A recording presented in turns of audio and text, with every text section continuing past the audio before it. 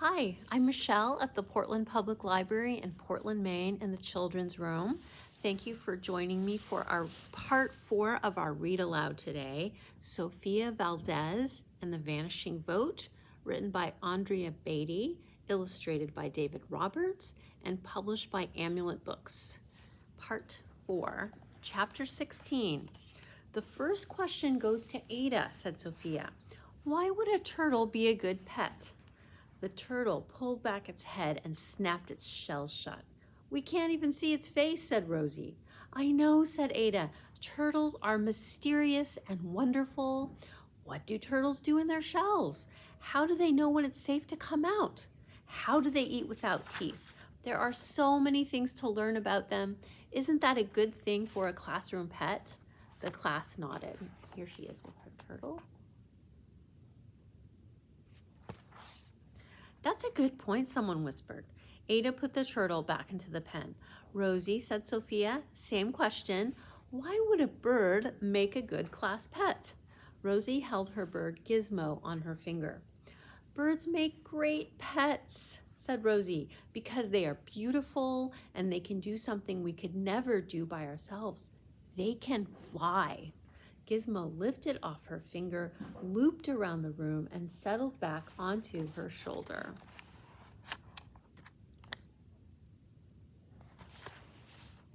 We could learn a lot about flying by watching a bird in our classroom, she said, and they sing too. Team Bird cheered. Team Turtle nodded. The debate continued, with Sofia reading questions and Rosie and Ada answering in turns. Then they responded to each other's comments with questions or comments of their own.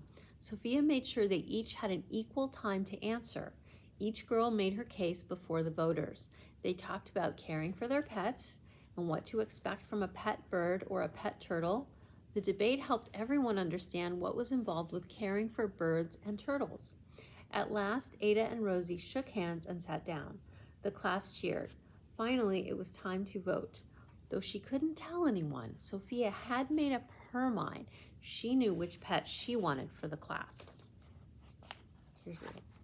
Chapter 17. Now, the moment we've all been waiting for, said Miss Greer. Let the voting begin. Sofia wheeled the voting booth to the front of the room. One by one, Sofia's classmates went into the booth, closed the curtain around it for privacy, and voted. And as they voted, here's what it looked like as they voted. As they came out, Sofia gave each student a special I voted sticker from Clerk Clark at City Hall. When the voting was done, the vote counting began.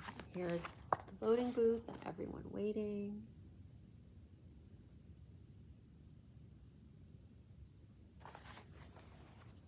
Sofia opened the box and took out a ballot. Bird, she said. Miss Greer made a mark on the board in the bird column. Team Bird cheered. Turtle, said Sofia, reading the next ballot. Team Turtle cheered. Sofia tallied the votes. At first, the bird team led 3 votes to 1, but soon Turtle caught up, then it took the lead. Turtle 5, Bird 4. The voting continued. Once again, Bird took the lead, but not for long. Turtle caught up again. Turtle reached 8 votes. Bird had 6. One more to win, said Ada. Go Turtle. Come on, Bird, said Rosie. Sofia pulled out the next vote. Bird, she said. 8 Turtle to 7 Bird. She unfolded the next vote. Bird, she said again. It's a tie, and the final vote will be the winner. The class stood up eagerly and watched as Sofia reached into the box for the final vote. The winner of the election, she said, and our new class pet is... The class leaned closer. Sofia felt around inside the box. She opened the lid of the box and looked inside. Asked Miss Greer. A terrible look crossed Sofia's face. Is nobody, she said. She flipped the box upside down. Nothing fell out. 1 vote was missing. It's been stolen, someone yelled. The class erupted into chaos. thief. It's unconstitutional. Call the police, call the Congress, call the president, call the free press. The confusion startled Gizmo, and she flapped frantically around the room and landed on Miss Greer's hair. Good gracious, said Miss Greer, trying to shoo Gizmo away. Double dear me, she twirled around and bumped into the turtle cage. Gizmo flew to the tip-top of the window frame and chirped loudly while 17 cheering students and a flustered teacher tried to coax her down.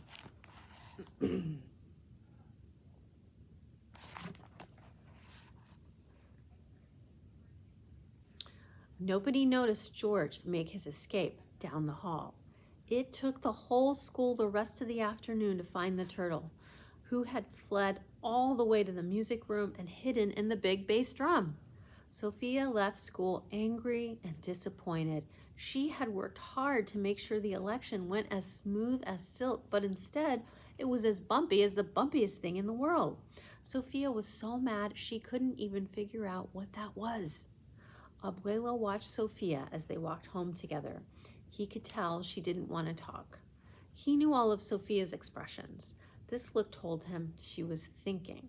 They walked together silently. At last they passed the library. They were almost home. I know just the thing for you, Abuelo said. What? Asked Sofia. You'll see. Chapter 18. And there's a picture here that says Tortuga rapida. The turtle. Sofia knew exactly what he meant when she walked in the door. Abuelo had started a batch of bread earlier that afternoon, and it was Sofia's job to knead the dough before it could rise again and be baked for dinner. Kneading the dough was the best way in the world to get rid of a bad mood. As Sofia put on her apron and washed her hands, she told Abuelo about the voting catastrophe and the runaway turtle. Abuelo tried to hide a laugh. It's not funny, said Sofia with a frown. Her cheeks burned and she felt her anger rising. A runaway turtle is a little funny, said Abuelo, like a superhero, La Tortuga Rapida. Maybe she had jets in her shell. He was trying to cheer her up, but Sofia didn't want to be cheered up. She frowned harder. Abuelo hugged her. I'm sorry. You are right about the vanishing vote, he said. That is very bad, Sofia. But the turtle, that is a little funny. Well, said Sofia, maybe a little. It was really fast. But what about the vote, she asked. I counted the ballots 3 times. It's gone. It makes me so mad. Here you go, said Abuelo. Give this a punch. He dumped a puffy blob of bread dough onto the flour-covered counter in front of Sofia. She punched her fist into the warm dough.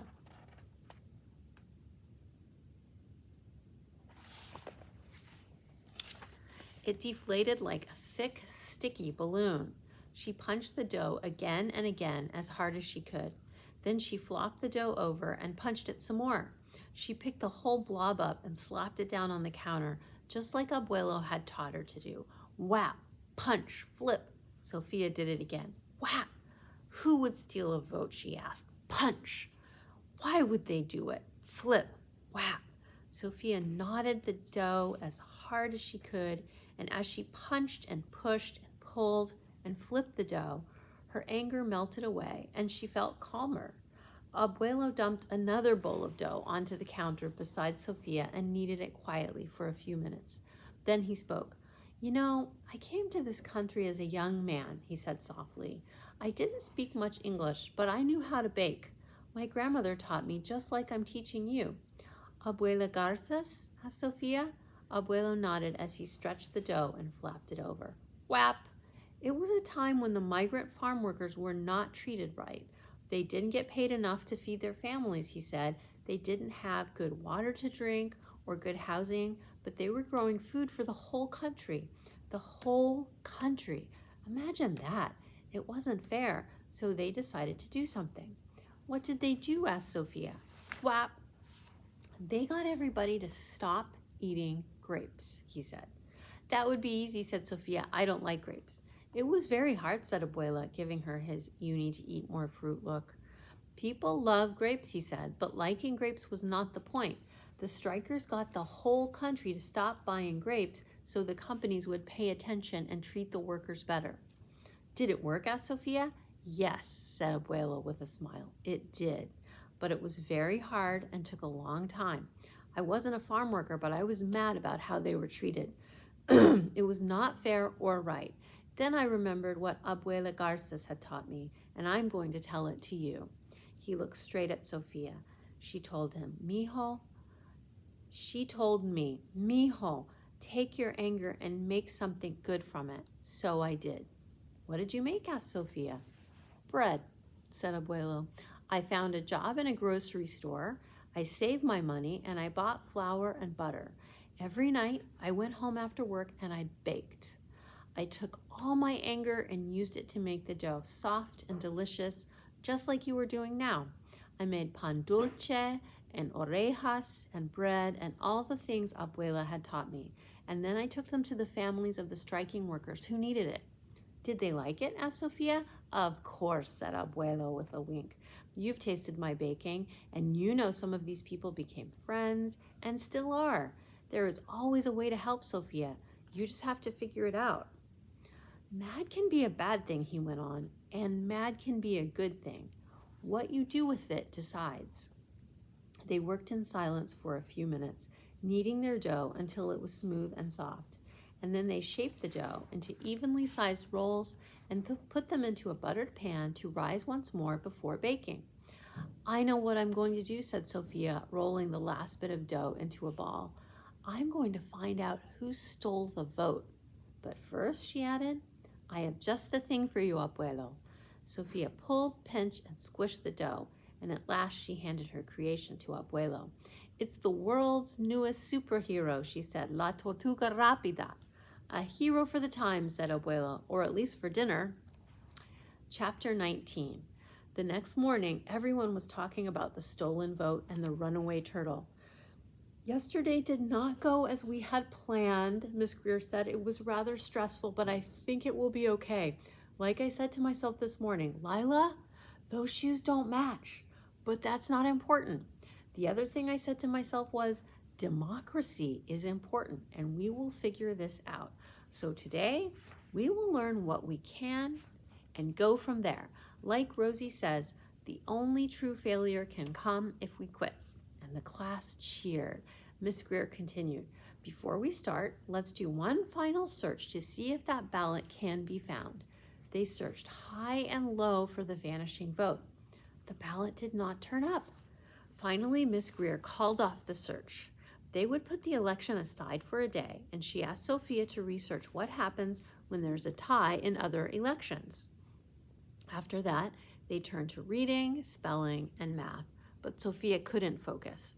She couldn't stop thinking about the vanishing vote and how she'd noticed that one person had sat reading a book while everyone else hunted for it. At last, it was recess. The class left the room and headed down the hall toward the playground.